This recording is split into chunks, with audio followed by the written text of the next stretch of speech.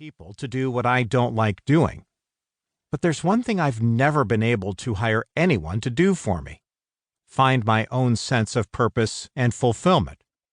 I'd give anything to discover that. That issue, purpose and fulfillment, is one of the deepest issues in our modern world. At some point, every one of us confronts the question, how do I find and fulfill the central purpose of my life? Other questions may come logically prior to and lie even deeper than this one. For example, who am I? What is the meaning of life itself? But few questions are raised more loudly and more insistently today than the first. As modern people, we are all on a search for significance. We desire to make a difference. We long to leave a legacy. We yearn, as Ralph Waldo Emerson put it, to leave the world a bit better. Our passion is to know that we are fulfilling the purpose for which we are here on earth. These passions can differ enormously, from an Olympic gold medal, to a Hollywood Oscar, to a Nobel Prize, to an executive suite, to the White House. Artists, scientists, and builders often labor to create a unique work that can live forever in their name.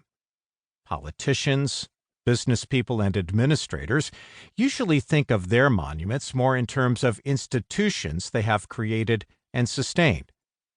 Parents, teachers, and counselors, by contrast, view their contribution in terms of lives shaped and matured. But for all the variety, the need for purpose is the same. As Thomas Carlyle wrote, the man without a purpose is like a ship without a rudder, a waif, a nothing, a no man. All other standards of success, wealth, power, position, knowledge, friendships, grow tinny and hollow if we do not satisfy this deeper longing. For some people, the hollowness leads to what Henry Thoreau described as lives of quiet desperation. For others, the emptiness and aimlessness deepen into a stronger despair. In an early draft of Fyodor Dostoevsky's The Brothers Karamazov, the Inquisitor gives a terrifying account of what happens to the human soul when it doubts its purpose. For the secret of man's being is not only to live, but to live for something definite. Without a firm notion of what he is living for, man will not accept life, and will rather destroy himself than remain on earth. Call it the greatest good, summum bonum, the ultimate end, the meaning of life, or whatever you choose. But finding and fulfilling the purpose of our lives comes up in myriad ways and in all the seasons of our lives. Teenagers feel it as the world of freedom beyond home and secondary school beckons with a dizzying range of choices. Graduate students confront it when the excitement of "the world is my oyster" is chilled by the thought that opening up one choice means closing down others.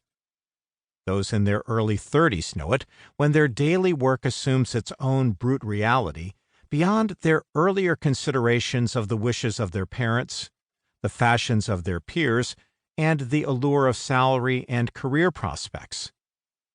People in midlife face it when a mismatch between their gifts and their work reminds them daily that they are square pegs in round holes. Can they see themselves doing that for the rest of their lives? Mothers feel it when their children grow up, and they wonder which high purpose will fill the void in the next stage of their lives.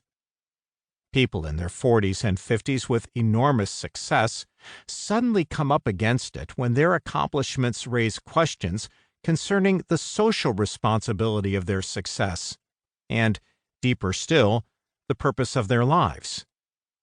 People confront it in all the varying transitions of life, from moving homes to switching jobs to breakdowns in marriage to crises of health.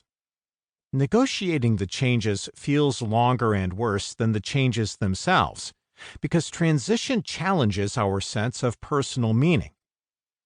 Those in their later years often face it again. What does life add up to?